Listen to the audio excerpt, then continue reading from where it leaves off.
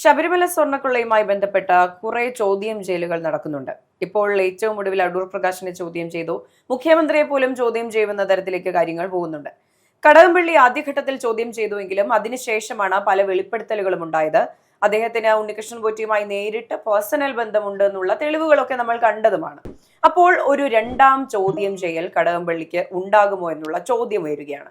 അപ്പോൾ ഇനി രണ്ടാമത് ചോദ്യം ചെയ്യുകയാണെങ്കിൽ ഉറപ്പായും അത് എത്തി നിൽക്കാൻ പോകുന്നത് ഒരു അറസ്റ്റിലേക്കായിരിക്കും. അപ്പോൾ വരുന്ന നിയമസഭാ തെരഞ്ഞെടുപ്പിൽ ഇത്രയധികം പ്രതിരോധത്തിലാക്കി നിർത്തിയിരിക്കുന്ന ഒരു വിഷയം, ശബരിമല CPM-നെ ഇത്രയധികം പ്രതിരോധത്തിലാക്കിയിരിക്കുന്ന ഒരു വിഷയം എന്ന നിലയിൽ കടകംപള്ളി എങ്ങനെയായിരിക്കും പാർട്ടി കൈകാര്യം ചെയ്യുക? ഇപ്പോൾ തിരഞ്ഞെടുപ്പ് വരികയാണ്. ഈ പറഞ്ഞ മണ്ഡലങ്ങളിലെല്ലാം തന്നെ ഈ ശബരിമല സ്വർണ്ണക്കൊള്ള വിഷയം വലിയ ചർച്ചയാകുന്നുണ്ട്. അപ്പോൾ കടകംപള്ളിയെ പാർട്ടി കൈവിടുന്ന സാഹചര്യത്തിലേക്ക് പോകുമോ? അതായത് ഈ CPM എന്ന് പറയുന്ന പാർട്ടിയെ സംബന്ധിച്ചിട്ട് അവരെങ്ങനെയെന്ന് വെച്ച് കഴിഞ്ഞാൽ, ഇങ്ങനെ ഒരു അലിഗേഷൻ വന്നു കഴിഞ്ഞാൽ അവർ ബഹുമാനപ്പെട്ട മുഖ്യമന്ത്രി പിണറായി വിജയൻ്റെ ഇന്ന് വരെയുള്ള സ്വഭാവം വെച്ച് കൈയൊഴിയുന്ന സ്വഭാവമാണുള്ളത്. പക്ഷേ ശബരിമല സ്വർണ്ണക്കൊള്ള വിഷയവുമായി ബന്ധപ്പെട്ട പത്മകുമാറിനെയും അതുപോലുള്ള നേതാക്കളെയും പറഞ്ഞു വരികയാണ്. അതായത് പത്മകുമാറിനെ സംബന്ധിച്ചും വാസുവിനെ സംബന്ധിച്ചും കുറ്റപത്രത്തിൽ ഇന്നിപ്പോൾ ഹൈക്കോടതിയിൽ കുറ്റപത്രം പോകുന്നുണ്ട്. ഇടക്കാല കുറ്റപത്രമാണ്. ഈ കുറ്റപത്രത്തിൽ എങ്ങനെയാണ് ഇവരുടെ പരാമർശം എന്നുള്ളത് വരും. കാര്യം CPM എന്ന് പറയുന്ന പാർട്ടിയുടെ ഒരു രീതി അനുസരിച്ച് ഒരാൾ പാർട്ടി അംഗത്വത്തിൽ നിന്ന് അയാളെ പുറത്താക്കുമ്പോൾ അയാൾ മരിച്ചതിന് തുല്യമാണ്. ഒരു തിരിച്ചുവരവ് ഉണ്ടാകില്ല. അപ്പോൾ മരിച്ചതിന് തുല്യം ഒരാളെ പറഞ്ഞു വിടുമ്പോൾ, പത്മകുമാറിനെ പോലെ ജില്ലാ കമ്മിറ്റി അംഗമായിരുന്ന ഒരാളാണ്, ഒരു വേള കോന്നിയിൽ MLA ആയിരുന്ന ആളാണ്. അപ്പോൾ അദ്ദേഹത്തിന് അങ്ങ് ചുമ്മാ പറഞ്ഞു വിടാൻ കഴിയില്ല. കേവലം ഒരു ബ്രാഞ്ച് അംഗം മാത്രമല്ല, അദ്ദേഹത്തിന് ഒരുപാട് പാർട്ടി തന്നെയാണ്. ഒരു വേള ബഹുമാനപ്പെട്ട മുഖ്യമന്ത്രി പിണറായി വിജയൻ തന്നെയാണ് ഇദ്ദേഹത്തെ പ്രസിഡന്റ് ആക്കുന്നത്. നിങ്ങൾക്ക് ഓർമ്മ കാണും, അതായത് ഇപ്പോൾ സംസ്ഥാന സമ്മേളനം നടക്കുന്ന അവസരത്തിൽ വീണ ജോർജ് എന്ന് പറയുന്ന പത്തനംതിട്ടയിൽ താരതമ്യേന വളരെ അദ്ദേഹത്തെക്കാൾ ജൂനിയറായ വീണ ജോർജിനെ സംസ്ഥാന കമ്മിറ്റിയിലേക്ക് നോമിനേറ്റ് ചെയ്യപ്പെട്ടപ്പോൾ തന്നെ ഒഴിവാക്കി എന്ന് പറഞ്ഞ് അതിൻ്റെ പേരിൽ അദ്ദേഹം ഒരിക്കലും ഒരു പാർട്ടി അംഗം ഓപ്പണായിട്ട് അതൊന്നും സംസാരിക്കാൻ പാടില്ല. ഒരു പാർട്ടി അംഗം അദ്ദേഹത്തിനുള്ള ഫോറത്തിൽ മാത്രമേ സംസാരിക്കാവൂ. പാർട്ടി ഫോറത്തിനപ്പുറം എന്നുള്ള അദ്ദേഹം അങ്ങനെ സംസാരിച്ച ഒരാളാണ്. അപ്പോൾ പാർട്ടിയെ അത്തരത്തിൽ, അതായത് എത്രയെങ്കിലും നാളെ പത്തനംതിട്ട ലീഡ് ചെയ്ത ഒരാളാണ്. അപ്പോൾ അങ്ങനെ പെട്ടെന്ന് അങ്ങ് പറഞ്ഞു വിടാൻ കഴിയില്ല. ഇപ്പോൾ കോൺഗ്രസ് പാർട്ടിയിൽ രാഹുൽ മാങ്കൂട്ടത്തെ പറഞ്ഞു വിട്ടതുപോലെ എന്തുകൊണ്ട് ഇദ്ദേഹത്തെ പറഞ്ഞു വിട്ടില്ല എന്ന് ചോദിക്കുമ്പോൾ, രാഹുൽ മാങ്കൂട്ടം ഇന്നലെ ഉണ്ടായ ഒരു യൂത്ത് കോൺഗ്രസ് നേതാവാണ്. ഒരിക്കലുമല്ല. അതെ, 2008 മുതൽ അദ്ദേഹത്തിന്റെ കലാലയ രാഷ്ട്രീയം മുതൽ രാഷ്ട്രീയത്തിൽ പ്രായം 36 വയസ്സാണ്. അപ്പൊ പത്മകുമാറിന്റെ പ്രായം, നിങ്ങൾ അത് പറയുമ്പോൾ പ്രായം പറയും. പക്ഷെ എന്നാലും പാർട്ടിയിൽ പ്രവർത്തനം എന്ന് പറയുന്നത് ഒരു പാരമ്പര്യം. ഇപ്പൊ വാസു, ഞാൻ പത്മകുമാറിൽ മാത്രം തന്നെ നിൽക്കുന്നില്ല.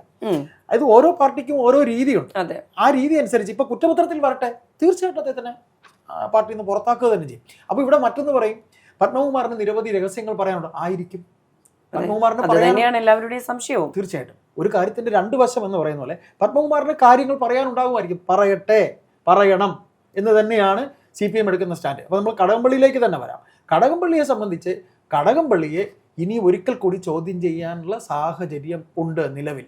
കാര്യം ഉണ്ണികൃഷ്ണൻ പോറ്റി എന്ന് പറയുന്ന പോറ്റിയുമായി അദ്ദേഹത്തിന്റെ നിരവധി ചിത്രങ്ങൾ ഇനിയും വരാൻ സാധ്യതയുണ്ട്. അതെ, തീർച്ചയായും. അപ്പൊ അങ്ങനെ വരുമ്പോൾ ED അന്വേഷണം നടക്കുകയാണ്. ഏത് സാമ്പത്തിക കാര്യങ്ങളിൽ. ഇപ്പോൾ ശബരിമല സ്വർണ്ണക്കൊള്ളയുമായി ബന്ധപ്പെട്ട് കടകംപള്ളി സുരേന്ദ്രന് ചിലപ്പോൾ ക്ലീൻ ചീറ്റ് അല്ലെങ്കിൽ അദ്ദേഹം അതിൽ ഇടപെട്ടിട്ടുണ്ടാകില്ല എന്ന് തന്നെ നമ്മൾ ധരിക്കാം.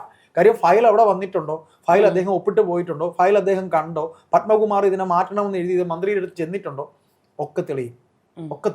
കാര്യം കടകംപള്ളി കഴക്കൂട്ടത്ത് തനിക്ക് മത്സരിക്കണം എന്നുള്ളതിൻ്റെ ആ ഒരു പ്രകടനമാണ് അദ്ദേഹം ഇന്നലെ പത്രപ്രവർത്തകരുടെ ചോദ്യങ്ങൾക്കും ഞാൻ 40 പ്രാവശ്യം പോയിട്ടുണ്ടാകാം അല്ലെങ്കിൽ ഞാൻ കണ്ടിട്ടുണ്ടാകാം എന്ന് മാധ്യമപ്രവർത്തകരോടോ നമ്മളോടോ അല്ല പറയുന്നത്, ഫോർത്ത് എസ്റ്റേറ്റിനോടോ അല്ലെങ്കിൽ നമ്മുടെ സമൂഹത്തോടോ അല്ല പറയുന്നത്, പാർട്ടിയോട് പറയുന്നത്. അദ്ദേഹം തിരുവനന്തപുരത്ത് പാർട്ടിക്കകത്ത് കടുത്ത എതിർപ്പുണ്ട്. തീർച്ചയായും കടുത്ത എതിർപ്പുണ്ട്. കാരണം അതായത് VS അച്യുതാനന്ദൻ എന്ന് പറയുന്ന പാർട്ടിയുടെ ഒരു വളരെ തലപ്പൊക്കമുള്ള ഒരു നേതാവ്, അദ്ദേഹം തിരുവനന്തപുരം ജില്ല പിടിക്കുമ്പോൾ, തിരുവനന്തപുരം ജില്ല അദ്ദേഹത്തിൻ്റെ കയ്യിലേക്ക് അദ്ദേഹം കൊണ്ടുവരാൻ, കാര്യം പാർട്ടി പിടിക്കുക എന്നുള്ള ചെറിയ കാര്യമല്ല, അന്ന് പിടിക്കുമ്പോൾ അദ്ദേഹത്തിനോടൊപ്പം നിന്ന ഒരാളാണ് കടകംപള്ളി. എന്നിട്ട് അദ്ദേഹത്തിന് ഈ പറയുന്ന ബഹുമാനപ്പെട്ട മുഖ്യമന്ത്രി പിണറായി വിജയൻ എങ്ങനെയാണ് തൻ്റെ ഒപ്പം ആളെ കൂട്ടുന്നതെന്നറിയാമോ? സ്ഥാനമാനങ്ങൾ വാഗ്ദാനം ചെയ്താണ്.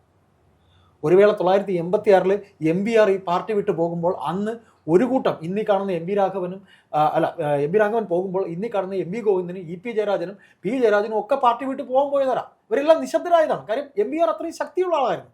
MBRനൊപ്പം പോകാൻ പോയവരാ. അവരെല്ലാം സ്ഥാനമാനങ്ങൾ കൊടുത്ത് ഈ പറയുന്ന പിണറായിയാണ് അവരെ വിളിക്കുന്നത്. നിങ്ങൾക്കെല്ലാം സ്ഥാനമാനം ഉണ്ടാവും, നിങ്ങളെല്ലാം വരണം. അങ്ങനെ സ്ഥാനമാനം കൊടുത്ത് തിരുവനന്തപുരം ജില്ലയിൽ പാർട്ടിയുടെ സ്ട്രോങ് ആയിരുന്നു ആര്, ഈ പറയുന്ന VS-ന്റെ സ്ട്രോങ് ഹാൻഡുകളിൽ ഒരാളായിരുന്നു കടകംപള്ളി. ആ കടകംപള്ളിയെ കഴക്കൂട്ടത്ത് ആദ്യം മത്സരിപ്പിക്കുന്നതും VS ആണ്. ആ കടകംപള്ളി പിണറായി പക്ഷത്തേക്ക് പോവുകയാണ്. അപ്പൊ അതുകൊണ്ട് തന്നെ പാർട്ടിക്കകത്ത് നിഷ്പക്ഷരായ, അല്ലെങ്കിൽ പഴയ VS പക്ഷം എന്നല്ല പറയുന്നത്, നിഷ്പക്ഷരായ ഒരു കൂട്ടം പേരുണ്ട്. ഇപ്പൊ ഈ തദ്ദേശ ഇലക്ഷൻ ബഹുമാനപ്പെട്ട പിന്നെ കടകംപള്ളി മത്സരിക്കുന്നത് കഴക്കൂട്ടത്താണ്. കഴക്കൂട്ടത്ത് അദ്ദേഹം ഇലക്ഷന് നിയോജക മണ്ഡലത്തിൽ MLA ആയിട്ട് അദ്ദേഹം മത്സരിക്കാൻ പോകുമ്പോൾ അവിടെ അദ്ദേഹത്തിന് പാർട്ടിക്ക് അതീതമായി RSSന്റെ BJPയുടെ വോട്ട് കിട്ടുന്നുണ്ട്. അതുകൊണ്ടാണ് V മുരളീധരന്റെ കൂടെ ആയാലും ശോഭാ സുരേന്ദ്രന്റെ കൂടെ 25,000 വോട്ടിന് അദ്ദേഹം ജയിക്കുന്നത്. പേഴ്സണൽ ബന്ധമുണ്ട്.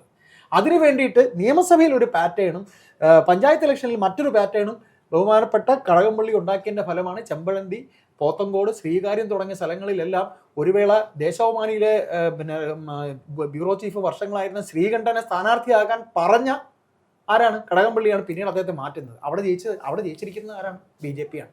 ചെമ്പഴന്തി, പോത്തങ്കോട്, ശ്രീകാര്യം തുടങ്ങിയ ആ കഴക്കൂട്ടം മണ്ഡലം വരുന്ന കൗൺസിലുകളിൽ ജയിച്ചിരിക്കുന്ന ആരാണ്? അവിടെ എല്ലാം കടകംപള്ളിയുടെ ഹാൻഡ് ഉണ്ടായിരുന്നു. കടകംപള്ളി ബോധപൂർവം സ്ഥാനാർത്ഥികളെ മാറ്റി അവിടെ നിർത്തിയത്. അതിലൊക്കെ പാർട്ടിക്കകത്ത് കടുത്ത എതിർപ്പ്. ആ എതിർപ്പ് പാർട്ടിക്കകത്ത് ഭയങ്കരമായി ഉണ്ടാകുന്നത്. കടകംപള്ളി തെറ്റ് ചെയ്യുന്നെങ്കിൽ കടകംപള്ളിയെ തീർച്ചയായിട്ടും ചോദ്യം ചെയ്യട്ടെ എന്ന് തന്നെയാണ് അണികൾ പറയുന്നത്, പാർട്ടിക്കകത്തുള്ള നിഷ്പക്ഷരായ ആൾക്കാർ പറയുന്നത്.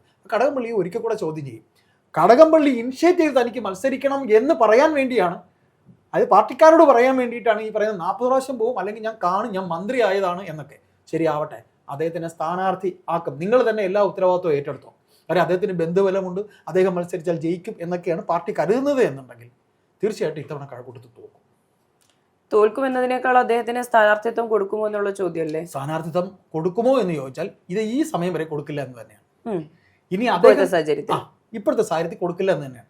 ഇനി അങ്ങോട്ട് പോകുന്തോറും ഒരിക്കൽ കൂടി ഇപ്പൊ മാധ്യമങ്ങൾ പറയുന്നത് അദ്ദേഹത്തിനെ അറസ്റ്റ് ചെയ്യും, ചോദ്യം ചെയ്യുന്ന പാർട്ടിയുടെ ഒരു സ്റ്റാൻഡ്, അല്ലെങ്കിൽ SIT ഇപ്പം തെരഞ്ഞു പോകുമ്പോഴത്തേക്ക് സ്വർണ്ണക്കൊള്ളയുമായി ബന്ധം ഉണ്ടാകില്ല എന്നുണ്ടെങ്കിലും ഇദ്ദേഹത്തിന് ചിലപ്പോൾ അനധികൃത സ്വത്ത് സമ്പാദനം ഉണ്ടാകാൻ സാധ്യതയുണ്ട്. അത് ED അന്വേഷണത്തിലേക്ക് പോയി കഴിയുമ്പോൾ പോറ്റിയുമായി ബന്ധപ്പെട്ട് എന്തെങ്കിലും കച്ചവടം നടന്നിട്ടുണ്ടോ? അതാണെങ്കിൽ ഉറപ്പാണ് പാർട്ടി കൈയൊഴിയുക തന്നെ ചെയ്യും. പാർട്ടി കൈയൊഴിഞ്ഞാൽ ഇദ്ദേഹത്തിന് മത്സരിക്കാൻ കഴിയുമോ എന്ന് ചോദിച്ചാൽ, അദ്ദേഹം ഇനിഷ്യേറ്റ് ചെയ്ത് ഞാൻ മത്സരിക്കണം എന്ന് പറഞ്ഞ് ഇറങ്ങുകയാണെങ്കിൽ തോൽവി സുനിശ്ചിതം. ഇപ്പോഴത്തെ സാഹചര്യത്തിലും ഉറപ്പാണ്. ഇപ്പോഴത്തെ സാഹചര്യത്തിൽ അദ്ദേഹത്തിന് SIT ഒരിക്കൽ കൂടെ ചോദ്യം ചെയ്യാൻ വിളിച്ചു എന്നിരിക്കട്ടെ, അവിടെയും സ്വർണ്ണക്കൊള്ളയുമായി ബന്ധമില്ലെങ്കിലും ED അന്വേഷണം. സ്വർണ്ണക്കൊള്ളയുമായി ബന്ധമില്ല എങ്കിലും എന്ന് പറയാൻ എങ്ങനെയാണ് സാധിക്കുക? അദ്ദേഹത്തിന് സ്വർണ്ണക്കൊള്ളയുമായി നേരിട്ട് ബന്ധമുണ്ട് എന്നതിന്റെ തെളിവുകളല്ലേ ഉള്ളത്? അല്ല, അത് നമ്മുടെ പക്ഷത്തില്ലല്ലോ. അത് SIT അന്വേഷണ സംഘമല്ലേ അന്വേഷിച്ചുകൊണ്ടിരിക്കുന്നത്. ഇപ്പൊ മുഖ്യമന്ത്രി പിണറായി വിജയനെയും അറസ്റ്റ് ചെയ്യും എന്നൊരു വാക്ക് ഇവിടെ പറഞ്ഞുപോയി. അറസ്റ്റ് ചെയ്യുമെന്നല്ല, ചോദ്യം ചെയ്യാനുള്ള സാധ്യത എനിക്കത് തോന്നുന്നില്ല. കാര്യം ഇപ്പോൾ തന്നെ പ്രതിപക്ഷ നേതാവ് ഉൾപ്പെടെയുള്ളവർ പറയുന്നതെന്ന് പറഞ്ഞു കഴിഞ്ഞാൽ SIT അന്വേഷണ സംഘത്തിന്റെ മേൽ മുഖ്യമന്ത്രിയുടെ ഓഫീസിന്റെ കൈകടത്തലുണ്ടെന്ന്. മുഖ്യമന്ത്രിയുടെ ഉണ്ട്, പൊളിറ്റിക്കൽ സെക്രട്ടറി P ശശിയുടെ കൈകടത്തലുണ്ട്. ആയിക്കോട്ടെ, അങ്ങനെയുള്ളപ്പോൾ പിന്നെ എങ്ങനെ മുഖ്യമന്ത്രിയെ ചോദ്യം ചെയ്യും? അവർ ഇത് പറയുമ്പോൾ ഒരിക്കലും മുഖ്യമന്ത്രിയെ ചോദ്യം ചെയ്യില്ല. അപ്പോൾ സ്വാധീനമുണ്ടെന്ന് സമ്മതിക്കുന്നു, ചോദ്യം ചെയ്യില്ല. തീർച്ചയായിട്ടും ഉണ്ടാകും. പണ്ടത്തിരിക്കുമ്പോൾ സ്വാധീനം ഉണ്ടാവുമല്ലോ, ഉറപ്പായും. ആഭ്യന്തര വകുപ്പിന് കീഴിലുള്ള ഉദ്യോഗസ്ഥർ അന്വേഷിക്കുന്നു, ഉണ്ടാകും. ഇപ്പൊ ഈ പറയുന്ന അടൂർ പ്രകാശനെ ഇന്നലെ ചോദ്യം ചെയ്തു, ആന്റോ ആന്റണിയെ ചോദ്യം ചെയ്തു. ഇതെല്ലാം എന്തിന്റെ അടിസ്ഥാനത്തിലാണ്? ഇലക്ഷൻ വരുന്നു, സ്വർണ്ണക്കൊള്ളയാണ് ഏറ്റവും വലിയ ഇത്. സഖാക്കളാണ് കട്ടത്, സ്വർണം കട്ടത് ആരപ്പ? സഖാക്കളാണ് അയ്യപ്പ. അതിലാണല്ലോ തൂങ്ങിയത്. അപ്പൊ ഞങ്ങൾ മാത്രം സഖാക്കളല്ല കട്ടത്, കോൺഗ്രസ്സുകാരുടെ കട്ടതാണെന്ന് സ്ഥാപിക്കേണ്ടതിന്റെ ആവശ്യം ഇവർക്കുണ്ട്. അതെ. അപ്പൊ അതുകൊണ്ട് ബഹുമാനപ്പെട്ട മുഖ്യമന്ത്രി പിണറായി വിജയൻ, അല്ലെങ്കിൽ CPM എന്ന് പറയുന്ന പാർട്ടി, തിരുവനന്തപുരം ജില്ലാ കമ്മിറ്റി കടകംപള്ളി സുരേന്ദ്രനെ സ്ഥാനാർത്ഥി ആക്കണ്ട എന്ന് തന്നെയാണ് തീരുമാനം. പക്ഷെ അദ്ദേഹം സ്ഥാനാർത്ഥി ആകണം എന്ന് പറഞ്ഞതാണ് നിൽക്കുന്നത്. കാര്യം അദ്ദേഹത്തിന് സ്വയം പറയുകയാണ്, ഞാൻ 40 പ്രാവശ്യം കാണാൻ പോകും, ഞാൻ മന്ത്രിയായിരുന്നതാണ്, എനിക്ക് ഒരു സ്ഥലത്തല്ല എല്ലാ സ്ഥലത്തും എനിക്ക് പോകേണ്ടി വരും എന്നൊക്കെയുള്ളത്. ഇതാണ് പറയുന്നത് മുൻകടം പിൻകടം എന്ന് പറയുന്നത്. അതായത് ഒരു വേള VS-നൊപ്പം നിന്നൊരാൾ പാർട്ടി പിടിക്കാനായി ബഹുമാനപ്പെട്ട പിണറായി വിജയനോടൊപ്പം ചേർന്ന് പാർട്ടി പിടിക്കാനായി, തിരുവനന്തപുരം പാർട്ടി പിടിക്കാനും തനിക്ക് സ്ഥാനമാനത്തിനും വേണ്ടി പോകുന്നു. കഴക്കൂട്ടത്ത് സീറ്റ് പോലും കിട്ടുന്നത് VS-ന്റെ ആ ഒരു കാലഘട്ടത്തിലാണ്. അവിടെ നിന്ന് അദ്ദേഹം പിന്നെ പോകുന്നത് പിണറായിക്കൊപ്പമാണ്. ഇവിടെ പിണറായി കൈ ഒഴിയും, അല്ലെങ്കിൽ CPM കൈ ഒഴിയും. നിങ്ങൾ വാസുവിന്റെയും പത്മകുമാറിന്റെയും കാര്യം പറഞ്ഞല്ലോ. വാസുവിനെയും പത്മകുമാറിനെയും പാർട്ടി ഇന്ന് പുറത്താക്കുക തന്നെ ചെയ്യും. ഉറപ്പായിട്ട് പുറത്താക്കും. കാര്യം ഒരു കാരണം പറഞ്ഞല്ലോ. പാർട്ടിയിൽ ഇപ്പം രാഹുൽ മാങ്കൂട്ടത്തിന്റെ വിഷയവും ഇതുമായി നമ്മൾ താരതമ്യം ചെയ്തു. ഇവരൊക്കെ ഉണ്ടായിരുന്ന കമ്മിറ്റികളിൽ എന്തുകൊണ്ട് പത്മകുമാറിനെ പുറത്താക്കി, എന്തുകൊണ്ട് വാസുവിനെ പുറത്താക്കി എന്നൊരു ചോദ്യം വരില്ല എന്ന് നമുക്ക് പറയാൻ പറ്റില്ല. കമ്മിറ്റികളിൽ അത് ചോദ്യം ഉണ്ടാവും. അപ്പൊ കുറ്റപത്രത്തിൽ ഇങ്ങനെയുണ്ട് സഖാക്കളെ എന്ന് അവരുടെ ഭാഷയിൽ പറയും. കുറ്റപത്രത്തിൽ പറയുന്നുണ്ട്. കുറ്റപത്രത്തിൽ പറയുമ്പോൾ നമുക്ക് താങ്ങേണ്ട കാര്യമില്ല എന്ന് പറയും. ശരി, പുറത്താക്കിയതിനു ശേഷം അദ്ദേഹം പറയുകയാണെങ്കിൽ അതും താങ്ങാനുള്ള കരുത്ത് ഗോവിന്ദൻ ഉൾപ്പെട്ട സെക്രട്ടറിക്ക് പാർട്ടിക്കും ഉണ്ട്. കാര്യം ഞാൻ മാത്രമല്ല കട്ടത്, അപ്പോഴും വിളിച്ച് പറയട്ടെ, അപ്പോഴും ഇവർക്ക് പറയാനുണ്ടാവും.